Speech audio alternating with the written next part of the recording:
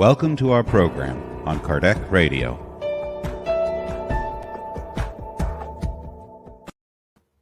Welcome, dear friends, to Kardec Radio. And we are here in a very special program. It's Christmas, and we wish we could have this feeling every day.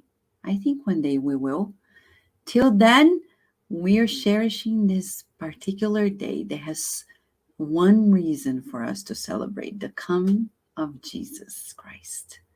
And he's much more than anything that we could have ever imagined. He's also the greatest therapist that has ever lived. Who says it?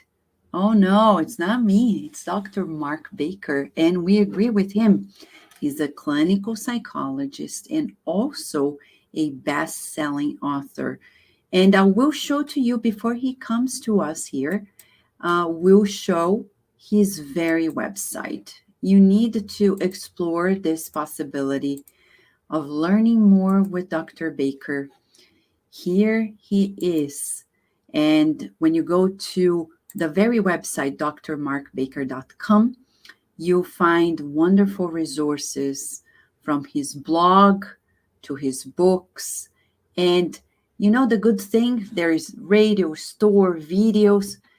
And you can also find, for many of us here who speak Portuguese, and I don't say everyone, but a part of us at Kardec Radio also speak Portuguese. And if you do, you can click on the Portuguese side and explore much more, even books like Jesus, the greatest therapist that has ever lived, in Portuguese. Yes, in Brazil alone, it has sold more than 2 million copies. So a wonderful opportunity for us to know more about the works of Dr. Baker. He has been at Kardec Radio before. He was also a guest speaker and the keynote speaker at the Spiritist Symposium in Atlanta many years ago. And now we're so honored that he's back here with us at a very particular time. It's this year that is ending with children's vaccinations. Hopefully, we are trusting the good that is out there, and we're conquering this pandemic every bit of the way. But still, we need more. More than vaccines, we need a direction. More than pills. We need a good emotional direction, and we need help. Is there a problem asking for help? No, actually, that's where the solution begins. And that's where we call in Dr. Baker to give us a hand and introduce us to the greatest therapist that has ever lived. Thank you so much, Dr. Baker, for being with us at Kardec Radio once again. How have you been? I have been well. Good to see you, Vanessa. I'm always happy to be with you and to have these conversations about health and God and how we can integrate our spirituality and our emotionality in our lives. I always look forward to our conversations. It's great to have you here. And now at this time, who could ever imagine? I remember when we last saw each other, I don't think I could ever predict that we would experience in our lifetime something like the pandemic, right? No, I no.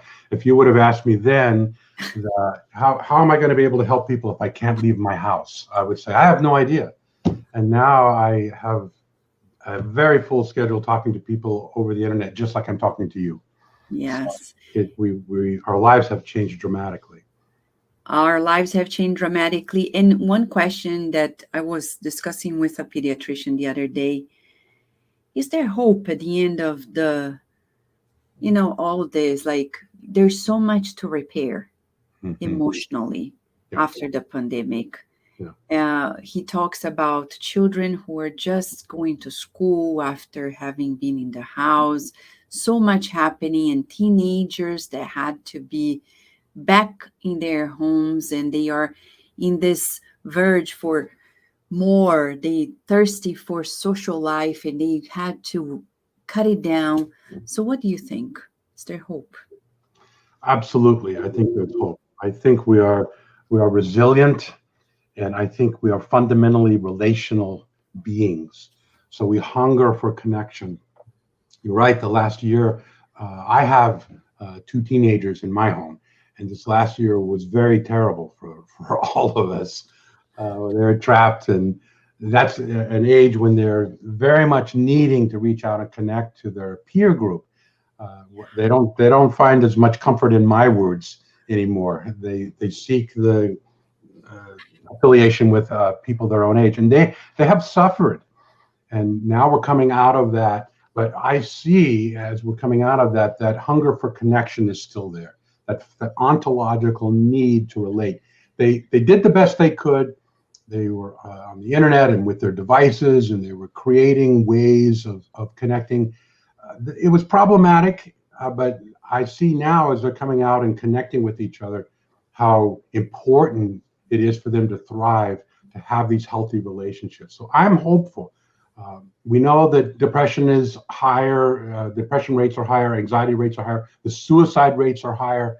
We know all this. Marital conflict rates are higher because people have been trapped.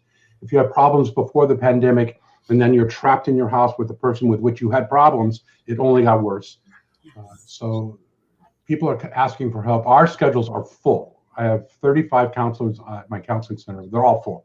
I'm looking for more counselors because people are desperately wanting help to come out of this, and they're asking not just how do I survive, how do I thrive?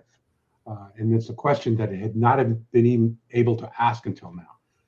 They're coming out, going out to restaurants and football games and doing things, and having been terribly afraid now for the last almost 2 years. Yes. So they've been told they should be very afraid.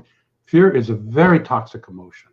And now we have to come out of this and connect with other people so that we'll be able to thrive going forward. But I'm optimistic. Yes. But you're talking from a perspective of people who believed in the fact that this pandemic is real, Yeah. and there needs to be careful. But just like at Jesus' time, there is misinformation, and there has been. So besides fear, there is a group of people, part of our society, that is saying, no, you don't need to be that worried. You don't need to be. I'm saying because I remember we were so careful, very careful. We didn't send our child to school, and she did it all online, not because we wanted, but because we wanted. But we wanted to be safe, everyone, including her, of course, mainly her. And then many of her colleagues were in school. And then one day, when spring is just coming about, we're having this feeling like, oh, we can walk the dog more often. And she comes with me, and she meets this one friend in the playground one day. And they hug, come back home 5 days later.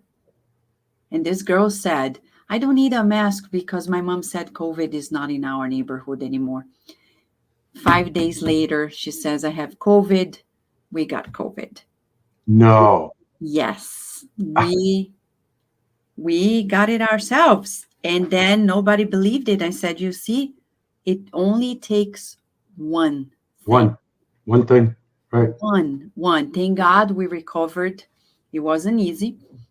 For the child, it was a breeze, more or less. For my husband, it was a little more dramatic. But at the end of the day, you are not only living with fear and being careful and all your issues, but the clash with people who do not believe in it, who behave differently, and make you second guess yourself.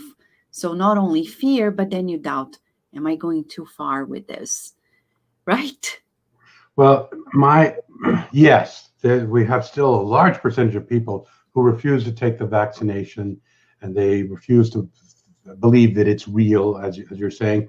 But what we have found is that most of those people say that because they are afraid. They are afraid to take the vaccination. They think it's going to do damage to their body. They think that it's not researched well enough. And They don't trust Fauci, and if you get to the core of why are you being so casual about something that is real? Now you know it's real. It's because they are afraid, and their fear is causing them to push the science away and say, well, he's just making money off vaccinations, so we shouldn't trust him. You know, those kinds of things. Yeah. I think no matter which side you're on, if you're making your choices out of fear, you're damaging yourself. You're damaging yourself if you live your life based on fear. This is one of the most powerful truths that Jesus came to teach us. He says, love is more powerful than fear. This is his basis thesis. We know other writers in history disagreed with him. Machiavelli, for instance, a very famous writer on power and how politics should be run in the world. He believed fear was more powerful than love. He said, you have to choose between the two. I would rather be feared than loved, because that's a better way to live. We know that's wrong.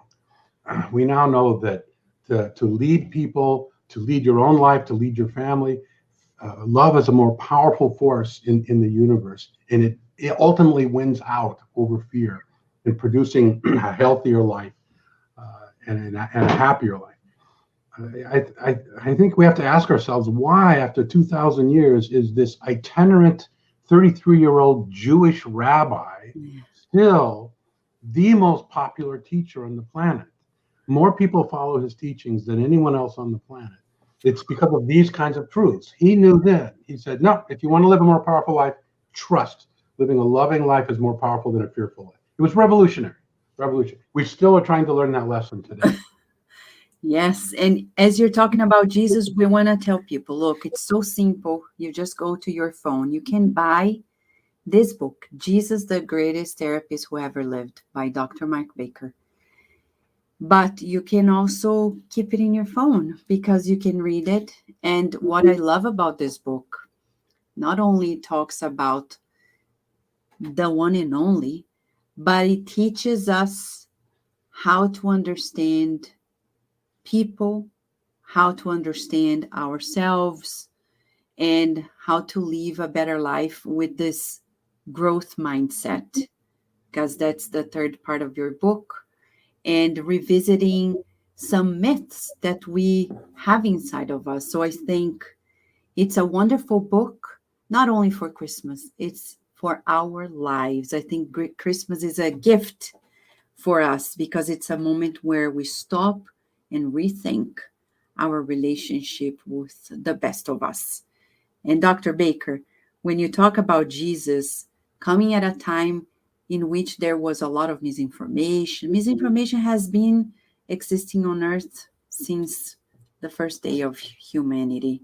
And we see that Jesus, he came to talk about the truth. And when people go to therapy, my question to you is this: do they really want to face the truth?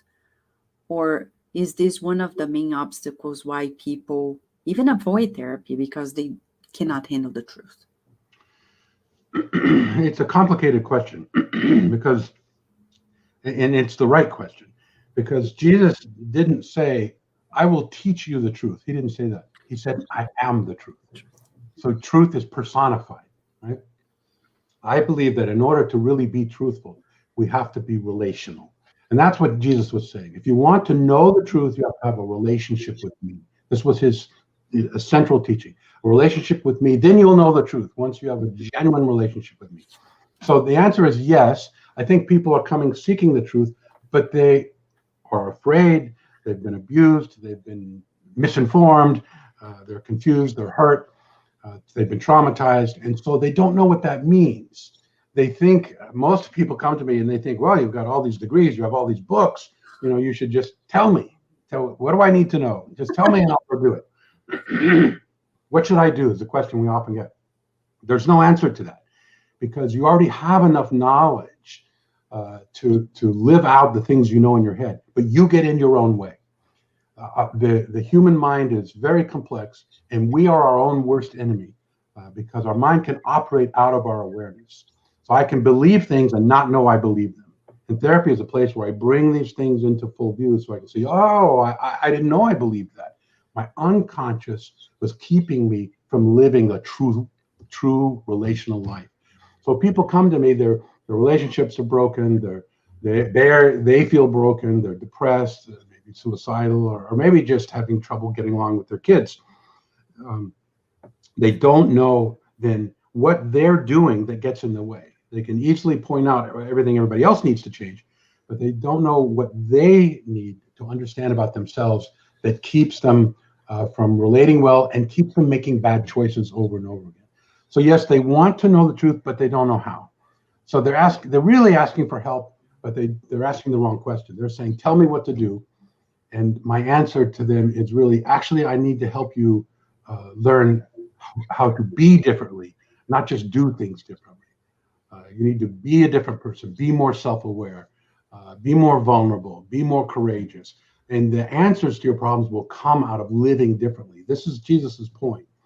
If you can live in a transparent, loving, dependent way, dependent on God, you will live a more powerful life. This is the truth.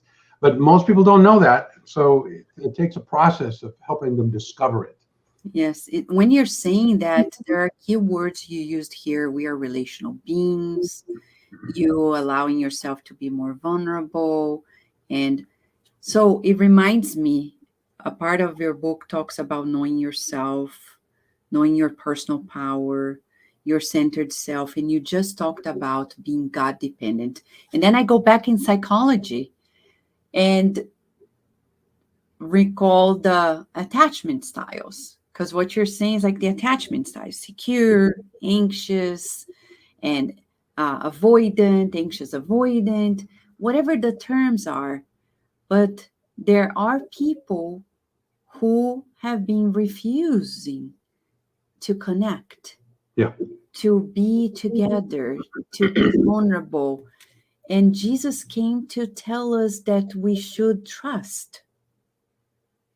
Yes. And have the courage to be vulnerable. It takes courage to be vulnerable. And if you have the courage to be vulnerable, then you're trusting God will go with me. Now, throughout the Bible, God has promised to give us strength. He has not promised to give us an easy life. He has not promised us that there will be no suffering. Every one of Jesus's disciples died a violent death except for one, and he died in prison. So he doesn't say, hey, your life's going to be easy and everything's going to go your way and you know, follow me and you'll become very rich. No, he says, if you follow my teachings, you will live the most meaningful life anyone has ever lived. If you live this way, you'll be rich beyond belief in terms of your relationships and in terms of the love in your life and the wisdom that you will live. But it doesn't mean that problems won't come your way. He doesn't say you won't have problems. He says, I'll help you solve them. He's a power source to solve those problems. So it's a mind perspective. Mm-hmm. How is it that I want to live? I want to live a very self-aware life, a life of love, a life of power. But the power that Jesus was talking about, which we now see, is not power over people, it's power with people. How is it that I can inspire people rather than control them? It's a much more powerful way to live. And this is what we need now, because when we're afraid, we want to control things. People are afraid and we're looking for control. We're looking for control. And if we clamp down harder on control, it makes us more afraid, not less afraid. If we can figure out this way of living that Jesus talks about, which I think is psychologically brilliant, we can find our way out of this with actually a better life. So when you say to be also God dependent, it means we won't be in that sense feeling our inner security without God, because that's what Jesus said, right? Right. If you feel alone, you feel insecure. Yeah, this is a hard one for us in Western society. The notion of dependence. We think independence is health. I shouldn't need anybody or anything. And that keeps people away from therapy. It keeps people away from God, thinking I should be independent. This is a myth. I talk about this in the book, the myth of individuality. People who really believe they're individuals, they don't need to listen to other people, they don't need any other thing. They're very, very aware of what everybody else believes. So they survey the group, they survey the world, they say, well, they believe this, they believe that. Well, I don't need any of that. They don't realize that their notion of independence is a very relational construct. They have to see what other people believe to know that they're different from it. So they're still in relationship with everyone else. They just have a relationship of avoidance. It's an attachment style, but it's a relational style to avoid others, and it doesn't lead to greater health. So hard for us to grasp. Wait, you're telling me that dependence is good? I'm saying yes. Yes, a healthy attachment to God and others, I'll call it dependence, a healthy dependence on God and others, learning how to do that in a healthy way is again the most productive and the most powerful way to live. But we have to embrace that notion that I need other people. I have needs. I need a relationship with something greater than me, outside of me. We're made that way.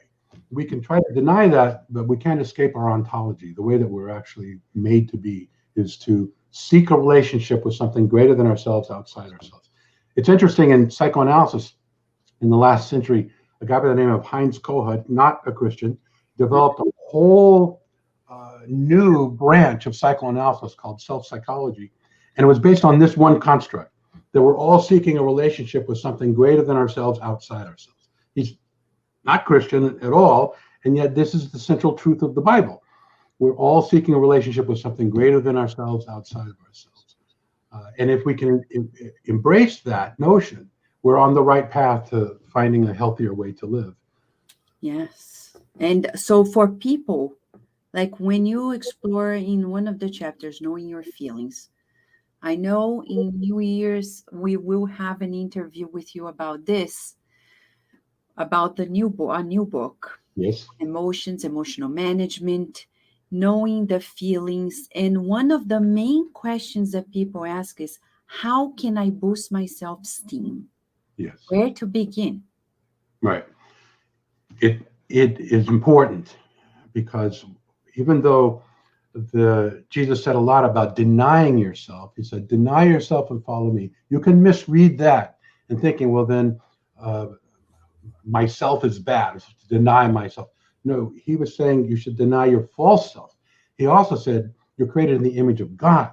So who you are has powerful intrinsic worth. So the false self, the part of you that's destructive, the part of you that isn't relational, the part of you that's self-damaging to yourself, the negative self-esteem, those parts of you we want to set aside. But the true self is the self that's made in the image of God. That's where our self-esteem comes from.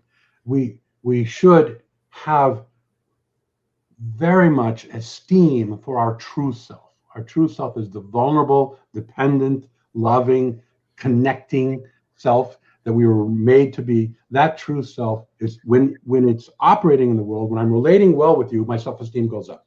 So basically therapy is helping people raise their self-esteem by helping them be in better relationships with other people. So that's how we raise their self-esteem. You can't do it on your own. You didn't get low self-esteem on your own. You can't raise your self-esteem on your own. Other people hurt your self-esteem and made it go down. You need other people to heal it and make it go up. And God, your relationship with God is the most powerful resource for improving your self-esteem. I find when people come to me, we work on their relationship skills and they're able to identify their emotions, they're able to be vulnerable, they're able to connect better, and they find always a better relationship with God.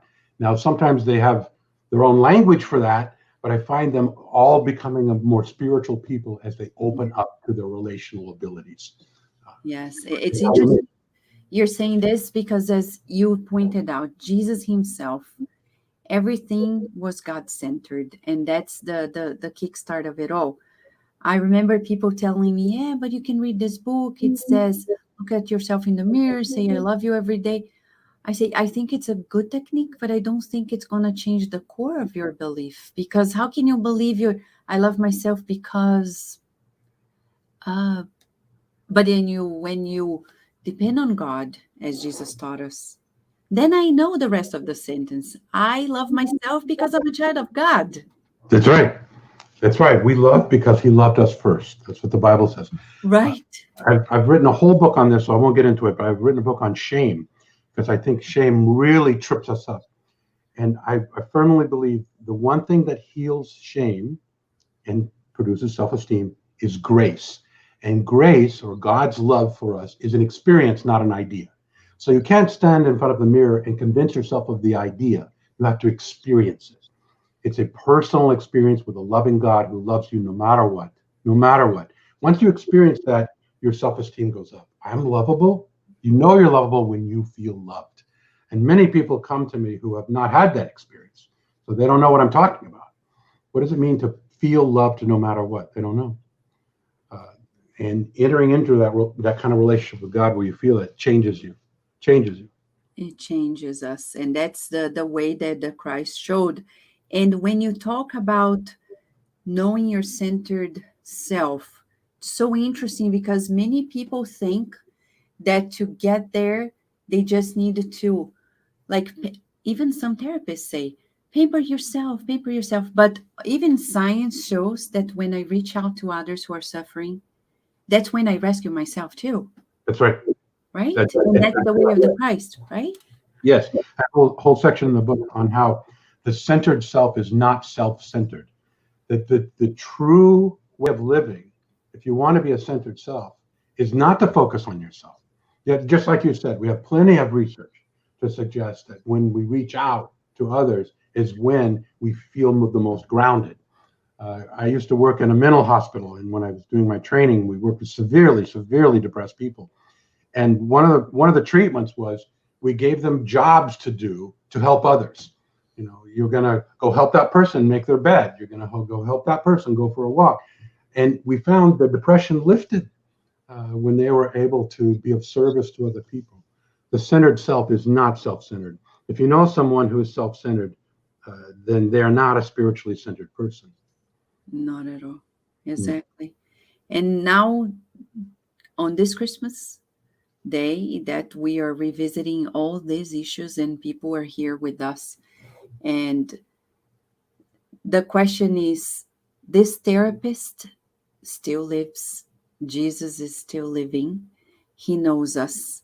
And that's the most, one of the most beautiful discoveries, that he knows us. If we go through passages that he knew us and he taught us how to be not only with him, but with one another and boost this love amongst ourselves based on the practice of goodwill, being of goodwill, to really reach that peace amongst us.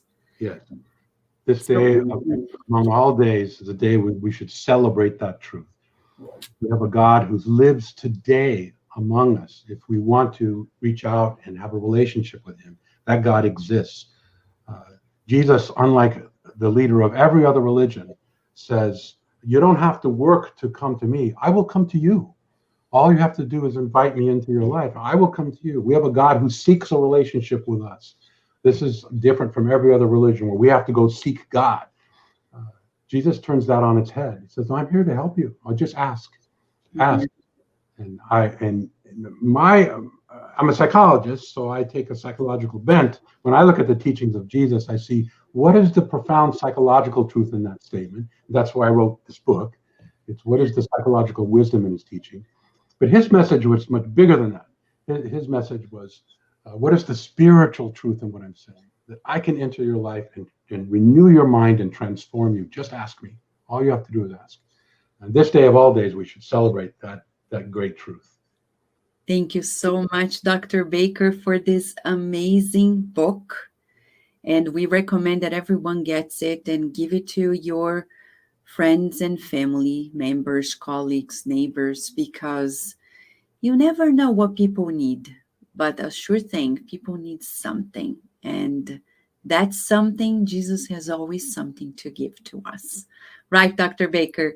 You have a final comment you want to share, a final message for those who are here with us on this Christmas day? I do. No matter where you are in life, there is help for you. I spent many, many years studying psychology, getting a PhD. I studied with one of the greatest psychoanalysts in our country. And I found, after studying him for years, that what he was saying, Jesus already said in principle. So there is great, powerful wisdom for you to change your life in the teachings of Jesus. So I encourage you to, yes, read my book, but you should read his book. Open his book, and you will find powerful wisdom to live your life in a more meaningful, in a richer way. Yes, Dr. Baker, we vouch for what you said, and we recommend it, and we would say more than ever, we need to end this year with a new mindset, because the pandemic is about our own construction on earth.